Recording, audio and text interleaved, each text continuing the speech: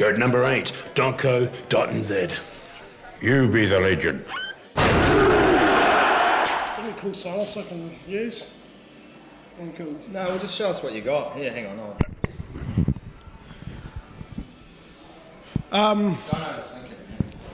So there we go, that was Scotty Stevenson helping me out through a pizza and a pint down at, I can't even say it, but we'll start that again. So Anyway, that was Scotty Stevenson talking to Ben Sternfels, the man we know as Jarmo. It's been an absolute pleasure. Get into number 8, get into the chat, get into the banter, and make sure you drop and say hello next time you're at a game. That's how you do it. You should do this for a living. He's our life raft of certainty in our dark hours. He's the cool head with the fast wit in our hour of need. He's the man that can even make Northern Hemisphere rugby seem exciting. He commentates, he hosts shows, and he does pre-matches. Today we're chatting with the big show, Scotty Stevenson. Scotty, I remember the first time I met you. Do you mind changing sides? No, that's all right. It's just on my bad side. Okay, well I've got this thing to worry about. That's okay, you come over. Yes. Sorry. Are you okay with that? I'm okay with that. Right. Actually, I feel better now. Do they have to turn their monitors around? No, it's just... Goes through. I remember the first thing you said to me, Scotty, when I first met you, and it was hello. And I thought, wow, this guy really knows how to greet people. Is that something you've deliberately worked on? Yeah, I mean, I just like to make things Back to footy. Being a Northland fan, and with this two-tiered thing we've ended up with ITM, how do you think, from a Northland point of view, how do you think that bodes for you guys? Well, no one wanted their province playing championship rugby, but I'm particularly excited about the challenge of ITM Cup, and not only this year where we're playing sort of games Monday to Sunday basically, so it's a heck of a road trip for the Sky crew, as you can imagine, but I think also finally we've got a genuine promotion relegation back into our rugby competitions, and you mentioned Northern Hemisphere rugby and European rugby.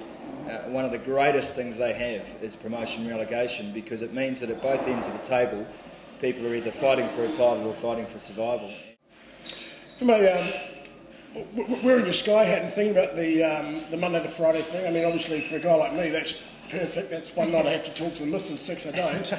But you've actually got to travel around and do these games, mate. A hell of a lot more work. People don't really understand how major the logistical effort is from Sky. I know these pictures just turn up on your TV. It's like magic, but there is no David Copperfield. It's just a lot of people working really hard, moving a lot of bods around the country.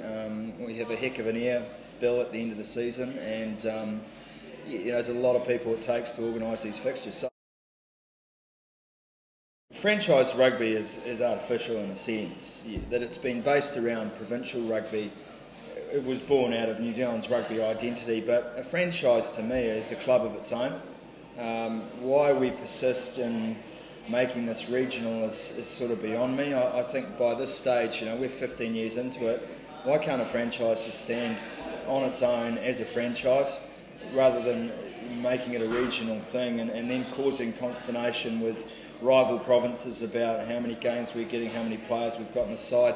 Look, the new market for Super Rugby has opened this right up anyway, in terms of being able to go out, not having to protect those players, moving around. And I think over the next 5 years or so, I think we'll move away from this regionalism, and because I think it's as much a boon as it is a curse to New Zealand. Would that not lose what they say is a growing support base for each franchise? I mean, obviously you and I brought up an ITM Cup, don't have a huge affiliation with, well, not as passionate as you about your regional team. The kids coming up these days, they see Super Rugby and they think it's real. Well, look, it is real, but I mean, I can't speak for everyone in rugby. Everyone will approach it in a different way, but I know that the Hurricanes have fans across the country, as do the Highlanders, as do the Blues, as do the Crusaders, and I think we're starting to see... The Chiefs? No, the Chiefs just... When you see a guy like Jared Payne playing great footy, 25 years old, versatile throughout midfield to fullback, and you've got to think, why is this guy going? Why couldn't he get a shot? Is the dollar that bigger driving factor over there? Who's the onus on? Is it on the NZRU? Is it on the NZRPA to do a tighter collective? Is it on the franchises to boost them up? What's your view on that one, mate? Well, That's the longest question ever asked in any interview. And I just don't think that this is a major issue. This has been happening forever since the game went pro. We just become very hypersensitive about it leading into a World Cup here. But there's two ways to look at it.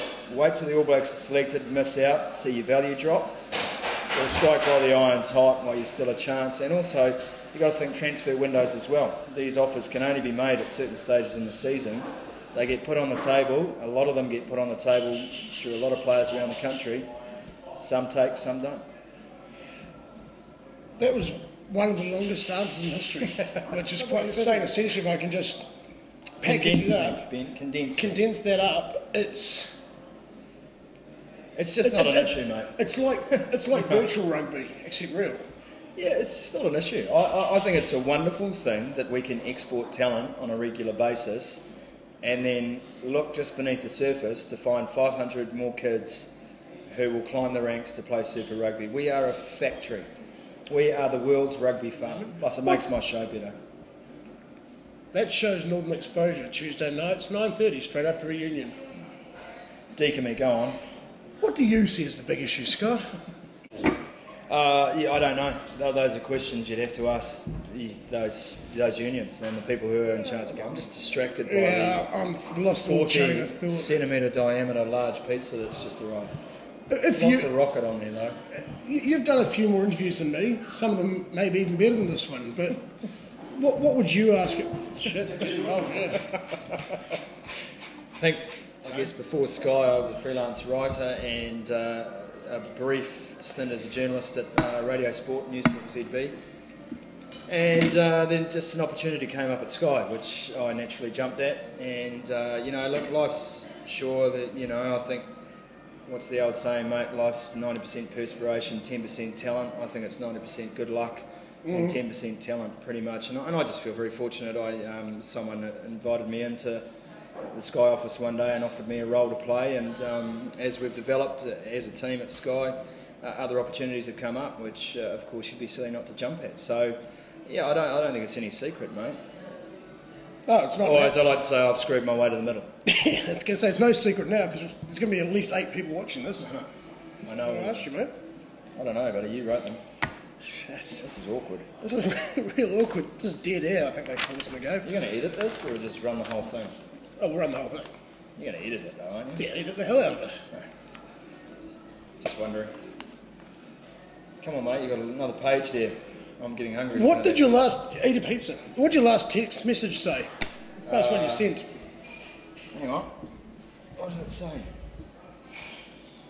It was the case views, and I said I'll get back to you. There you go. And what did he say? Sweet, bro. How was Case? He's very good. He's a very good man. I can indeed. The Varsity A boys, stand by. Varsity A boys, you're taking on the GI Joes out at Linton. We know what's required here. Smash down. Over. I honestly believe that Owen Franks will end up being one of the greatest ever tight head props who has ever played the game. The man is X Factor. He's an insane talent and, by every measure, just a consummate professional about what he eats, how he trains, when he trains, and how many people he tries to kill on a rugby field. So, and I think the work that Ben put into Owen by basically tying him up in a sleeping bag and beating the crap out of him, it's paying dividends now. There's benefits of that.